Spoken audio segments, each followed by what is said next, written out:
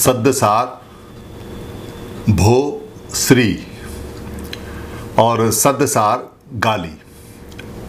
ये गाली का जो प्रचलन क्यों हुआ और भो और श्री का मतलब यहाँ क्या है, ये बहुत साधारण सी बात है, मगर चूँकि बहुत ज़्यादा प्रचलित है और पहले भी बहुत ज़्यादा प्रचलित थी, इसलिए इसको समझना बहुत आवश्यक है।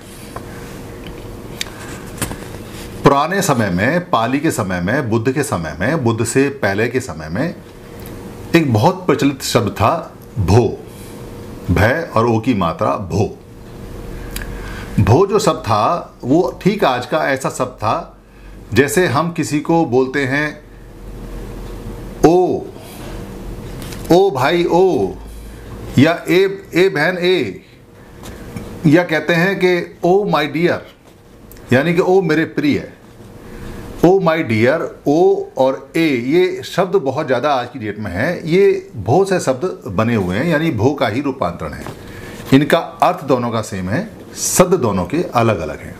पुराने समय में बहुत ज़्यादा बोला करते थे, क्योंकि आम बोलचाल की भाषा में पूरे दिन में कई बार लोगों को बुलाना पड़ता है ओ ए या माय डियर कह के। और जो आपने एक शब्द सुना होगा संत शिरोमणि। संत माने तो शांत होता है, और शिरोमणि माने होता है कि हेड यानी सर की मणि, यानी सर के डायमंड, सर के हीरे जो सर के ऊपर होता है। तो सारे जितने भी लोग हैं उनमें वो शिरोमणि हैं, यानी हेड हैं और हीरे की तरह चमक रहे हैं। इसको संत शिरोमणि का मतलब है।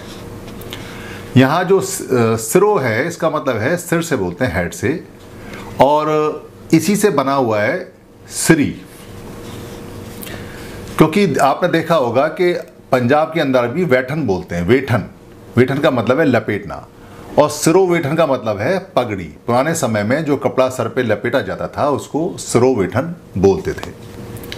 तो यहाँ जो श्री शब्द है, श्री का मतलब थोड़ा सा डिफर है। श्री का मतलब होता है कि बहुत जो संपन्न व्यक्ति होता है, धन धान्य से और सुख और सुविधाओं से जो संपन्न व्यक्ति होता है, पुराने समय में उसको श्री बोलते हैं। जैसे कहते हैं ये श्री है, या आज की डेट में जिनको श्रीमान या श्रीमंतु करके बोला जाता है, वो श्री का मतलब आप बहुत ज़्यादा धन धान्य से, ऐश्वर्य से, या बहुत ज़्यादा सुख संपन्नता से भरे हुए हैं, इसलिए वो श्री बोला जाता है। तो ये दो शब्द मिलते हैं, भो और श्री। भो श्री दोनों मिलके जो शब्द बनते हैं, ये बड़ा प्रचलित शब्द था। इसका मतलब है माय डियर संपन्न व्यक्ति, ओ मेरे प्यारे बहुत ज़्यादा सुख संपन्न में रहने वाले, या अरे मेरी प्यारी बहुत ज़्यादा सुख सुविधाओं संपन्न में रहने वाली, यानी जिसको बहुत ज़्यादा सुख संपन्न है। तो ये बहुत प्रचलित शब्द था। इस प्रचलित शब्द में अधिकतर लोग भारत के भो श्री थे, जितने भी मूल निवासी हैं, क्योंकि वो सभी संपन्न थे और सभी धन धान्य से भरे हुए थे, बड़े सुख सुविधाओं से भरे हुए थे। उनके जीवन में दुख नहीं था भारत में, क्योंकि दुख तो तब होगा जब उनके ऊपर कहीं कोई ऐसा अत्याचार हो, या उनकी ज़मीन जायदाद छिन रही हो, या मेहनत करने में उन्हें पैसा ना मिलता हो, या कहीं बाहर के लोग आके उनको दबाते हों। ऐसी तो कोई बात थी नहीं, इसलिए सारे के सारे लोग भो श्री थे। और ये गाली बाद में बनी। शय जो शब्द है वो पाली में नहीं होता।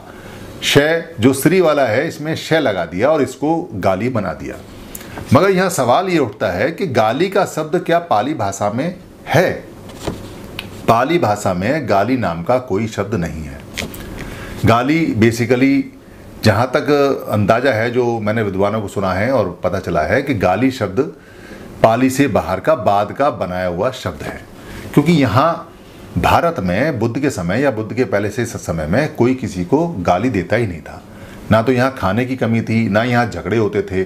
सभी बहन भाई थे, एक ही देश के रहने वाले थे। यहाँ बाहर के जो इन्वेडर हैं वो भी नहीं आए थे।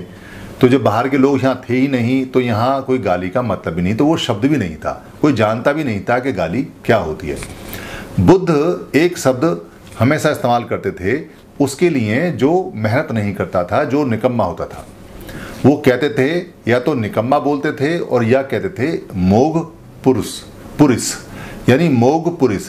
कोई अगर झूठ बोलता था भिक्खु संघ में, या उनकी बात को तोड़ मरोड़ के पेश करता था, या जैसा बुद्ध ने बताया, सुगत ने बताया, जैसा तथागत ने बताया, जैसा भगवान ने बताया, जैसा भंगी ने बताया, जैसा भंगी बुद्ध ने बताया, अगर उसमें वो अपनी बात मिक्स करके और उसका अर्थ का अनर्थ करके, यानी कि उस बात को खराब करके, दोषपूर्ण करके, पाप से भर के अगर किसी को वो सुनाता था और वो बात पकड़ी जाती थी, तो भगवान बुद्ध, भंगी बुद्ध और तथागत भरी सभा में उसको मोग पुरुष कह के डांटते थे। और मोग का मतलब होता है व्यर्थ का, बेकार का, जो किसी काम का ना हो। यानी जो बेकार है, जो वेन है, जो व्यर्थ है, जो निकम्मा है, जो किसी काम का नहीं है, ये शब्द वो इस्तेमाल करते थे और ये शब्द चारों तरफ होता था। तो गाली कैसे ईजाद हुई और गाली कैसे बनी? सबसे पहले इस बात पे आते हैं कि गाली का फायदा नुकसान क्या है।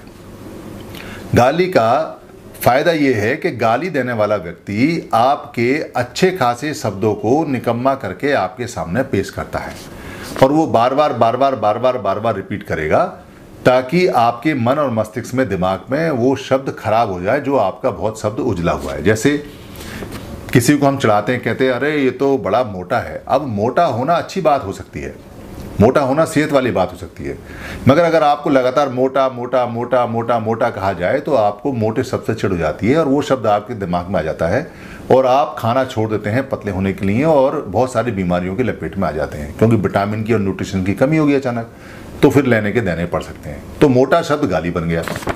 ऐसे ही जो बाहर से आए हुए लोग थे, उन्होंने यहाँ के लोगों को देखा कि इनको कैसे डिप्रेस किया जाए, कैसे इनको दबाया जाए, कैसे इनके मन मस्तिष्क में इनके अच्छे शब्दों को खराब करके भरा जाए। तो सबसे पहला वार उन्होंने स्त्रियों पे किया, महिलाओं पे किया। गालियाँ महिलाएं की बनाई। पुरुष थोड़े से समझ में ज़्यादा थे क्योंकि वो आना जाना था, मगर महिलाएं थोड़ी सी कमज़ोर थी। मगर भारत की जो महिलाएं जिन पर वार किया गया वो बड़ी मजबूत महिलाएं थीं, मानसिक रूप से और शारीरिक रूप से और आर्थिक रूप से, क्योंकि यहाँ महिला प्रधान देश था। शरीर थोड़ा सा उनका ऐसा हो सकता है कि पुरुष के मुकाबले थोड़ा शारीरिक रचना प्राकृतिक रूप से कमज़ोर हो, मगर वो हर बल में उनसे मजबूत थी।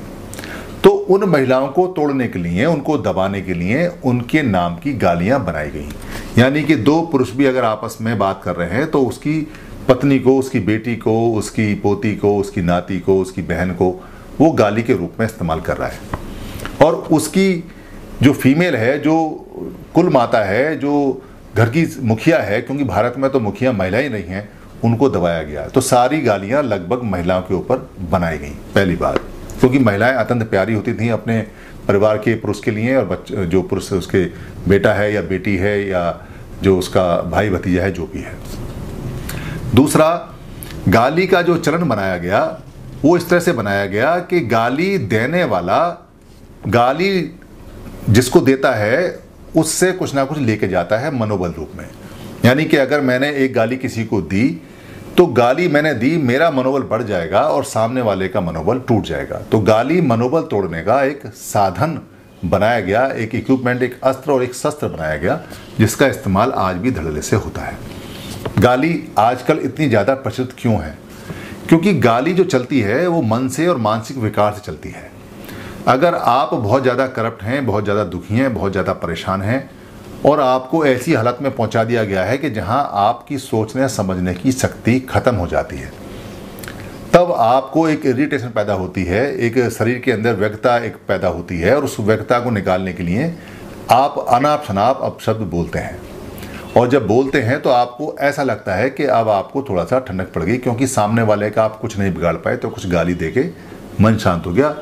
स्थिति ऐसी है कि गाली देके कभी मन शांत नहीं होता, बल्कि अगर आपका परिवार उन गालियों को सुनेगा या आसपास गालियों को सुनेंगे तो आपकी छवि ज़्यादा खराब होगी। अच्छा ये रहे कि आप गाली ना दें, गाली का इस्तेमाल बंद कर दें, और सामने वाला भी अगर गाली देता है तो आप उससे इग्नोर करें, वहाँ से निकल जाएं, उससे उस तरफ देखे भी नहीं, उसकी गाली उसके पास ही रह जाएगी। जैसा कि बुद्ध की एक कथा के अनुसार, जो बहुत मुख्य कथा है, बड़ी फेमस कथा है। इसलिए आप इस गाली के मैकेनिज्म को समझें, क्योंकि एक बार भगवान बुद्ध के पास में एक व्यक्ति आया और उनके जो बिहार था, जो उनका जंगल था जहाँ वो रहते थे, उसके बाहर खड़ा होकर जोर जोर से गालियाँ बकने लगा। उसके पीछे घटना ये हुई कि वो परिवार अपना कर्म कांड करके कुछ पैसा कमाता था और उसका सारा परिवार, जब उसने भगवान बुद्ध के, तथागत बुद्ध के, सुगत के, भंगी बुद्ध के सारे बातों को समझा और सुना तो उन्होंने वो कर्मकांड छोड़ दिया और वो उनकी शरण में आके सादा जीवन जीने लगे, मेहनत का जीवन जीने लगे। ये बात जो घर का मुखिया था, क्योंकि घर के मुखिया ने इतने दिनों से कर्मकांड का काम किया, कर्मकांड का वो परंपरा को निभाता चला आया था, वो नहीं चाहता था कि कर्मकांड छूटे, तो उसने कहा कि मैं श्रवण गौतम को छोड़ूंगा नहीं।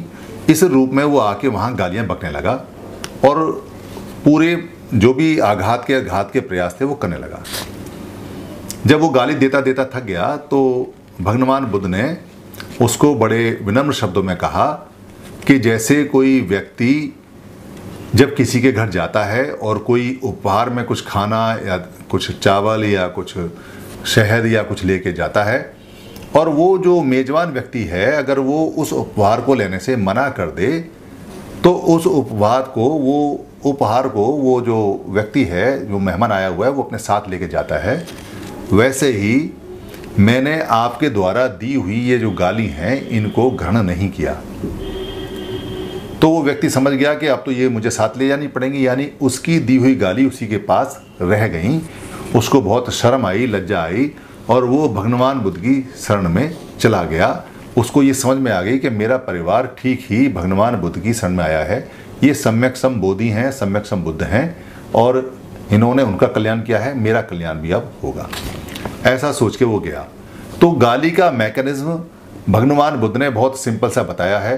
कोई व्यक्ति आपको अगर अधो शब्द, अधो का मतलब है नीच क्वालिटी के खराब शब्द या अपशब्द जिसको बोलते हैं, अधो शब्द या अपशब्द बोलता है या गाली देता है, अब्यूजिंग करता है या आपको निम्न स्तर पर लेके जाने की कोशिश करता है, तो आप उसकी किसी भी बात को ग्रहण ना करें।